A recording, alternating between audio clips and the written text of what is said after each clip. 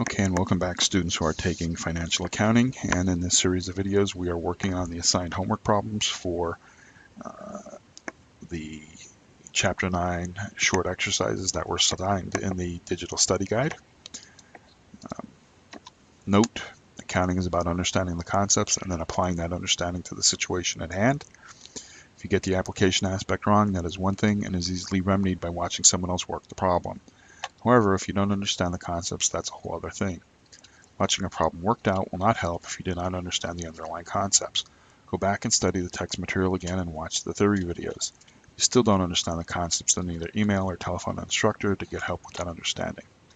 So I think this is going to be the last video I'm going to make for the short exercises because this one here is relatively quick and the next one isn't that much different. So let's see, let me get my pen here.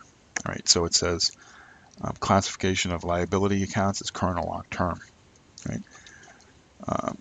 Identify the section of the balance sheet in which the following accounts would be located. So I have current assets, current long-term assets, current liabilities, or long-term liabilities. Okay. So remember the difference between,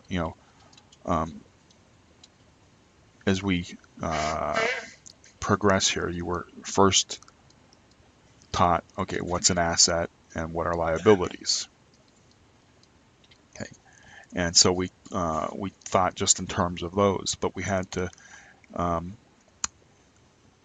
when we create our balance sheet, we try to, remember everything goes in an order of liquidity. Liquidity meaning how quickly you can convert your assets into cash, right? So cash is very liquid because it's already cash, and then you progress down with like receivables, inventory, then like automobiles, then like building, and then land. All right.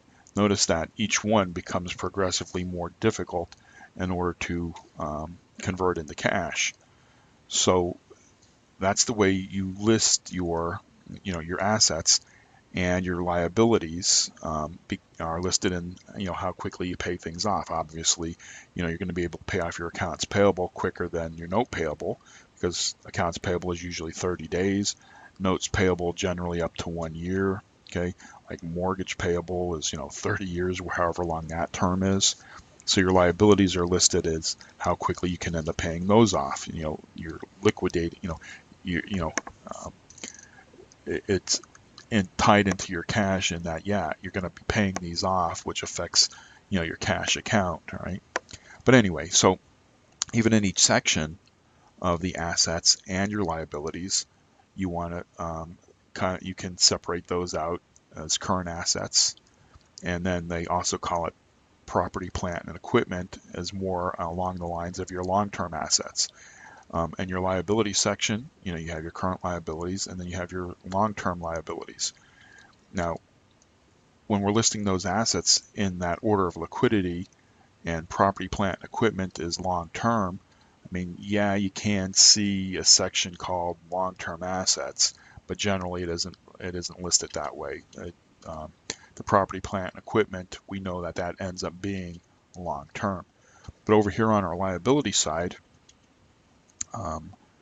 we can list our current, which would be like an accounts payable, and our long-term being a mortgage, right?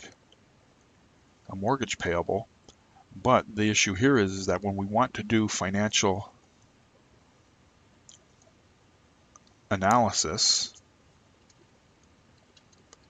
okay, we have things like we have ratios, just like our current ratio, which you should already be familiar with, all right? Current assets divided by current liabilities, okay?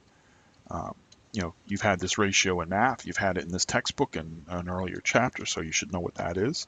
And in order to, because we have these different ratios for financial analysis, what we need to do is we need to say, okay, yeah, our accounts payable is current, but what portion of our long term is also current, okay? Because the definition of current is between now and 12 months from now, right? So what we need to do is we need to break those out of our current of our long-term liability and take that into account as part of our current liability. All right. So that's the whole idea behind all of this. Because of that analysis, we need to know our current portions. All right. So let's work through these. Okay. So a bond payable due in 4 years, obviously it's greater than 12 months, so that's long-term liability. That's the payable. Interest payable, all right, that is a current liability. It's a payable, which is liability, and it's interest, so we're paying that, as a current, meaning less than 12 months. Generally, on that bond, we're paying out that interest and, semi-annually, quarterly, weekly, whatever, monthly payments. All right, so that's a current liability. All right, leased equipment. So equipment is an asset, and if we're leasing it, we're generally leasing it for a longer term. I mean, think about a lease on an automobile. That's for 3 or 4 years, so that's a long-term asset. Right, the discount on the bond payable. Right, because it's a bond payable. Right, it's a long-term liability. Right, that's associated with that. That's part, a bond payable is a long term. Well, that discount is part of that bond payable, so that makes it a long term. And the same thing with the premium on the bond payable would be long term. Right? Accumulated depreciation, lease equipment, same kind of thinking. A long-term asset. Why? It's equipment, right? And if our equipment is a long-term asset, the accumulated depreciation is associated with, it's the contra account to the equipment itself. So that's what makes that a long term. Right? Lease payable due in 4 years. Okay, it's a payable, so that's a liability. And since it's a lease for 4 years, that's a long-term liability. And mortgage note payable due in 10 years. So that's a payable, which makes it a liability. And a mortgage, which for 10 years is long-term. So that's a long-term liability. Relatively simple. Okay. All right, 9-15. Okay, it says here, Wildflower Magazine includes the following selected accounts in its general ledger at December 31st. So these are the accounts and the balances in those accounts. Prepare the liability section of the magazine's balance sheet at December 31st to show how the company would report these items. Report a total for current liabilities.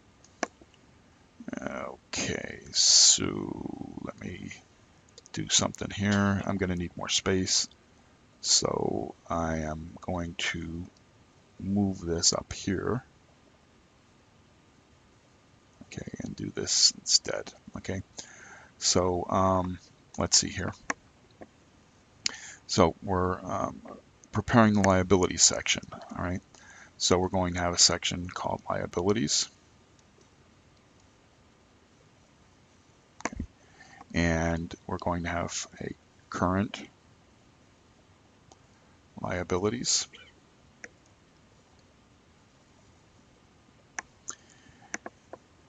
And now let's see here. And then we're going to have long-term liabilities. Oops.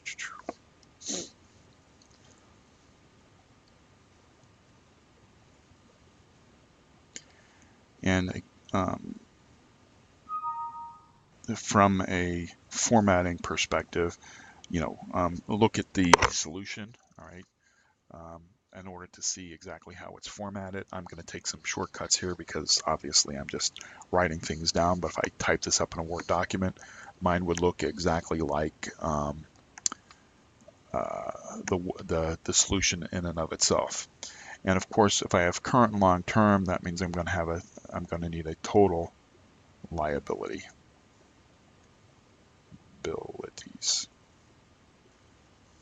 I'm going to have a total liability amount.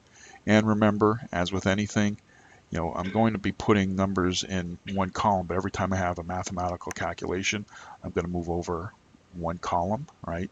And whatever that calculation ends up being, I'm going to end up with the solution, in the furthermost column. So every time I have an additional mathematical calculation, you go one column to the left in order to make a multi-step financial statement. Okay, so let's see here, what do I got here? I have a mortgage notes payable due in 15 years, right? So that's a long term. Lease payable, long term. All right, so that's long term. Bond payable, right? That's long term. Interest payable, due next year, that's current. So that's current. Accounts payable, that's current, and the discount is long term, right? So when I'm looking at my current liabilities, I have an accounts payable, and that is going to be, I'm going to put the 45,000 here, and then I have my interest payable of 1,350, and so then I would have a total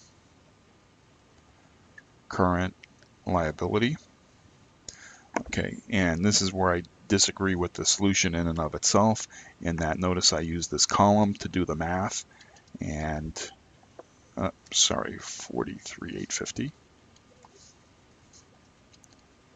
Ah, boy. 43,850. Okay, remember,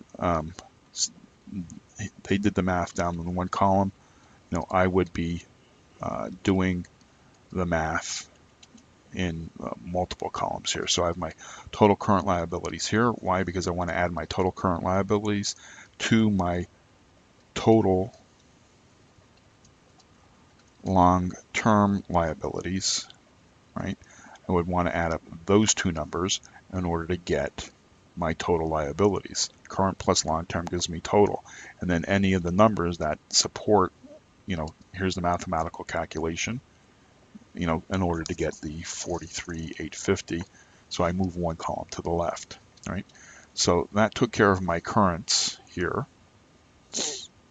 Interest payable and accounts payable. Now for my long-term, let's see, I have a mortgage, lease, a bond. Okay, so the lease, I would put the lease payable here, and that would be 32,000. And then I would have I would put my mortgage payable, or let me see here, my mortgage is 15, my bond payable due in 10 years. I would do my bond payable next. Okay, so my bond payable would be 420,000, and the discount on the bond payable would be 14,000. And so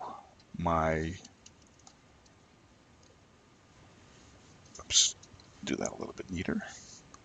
So my bond payable would end up being 406,000. Okay, so that took care of the lease, the bond payable, and the discount. And so now I'm left with is the mortgage payable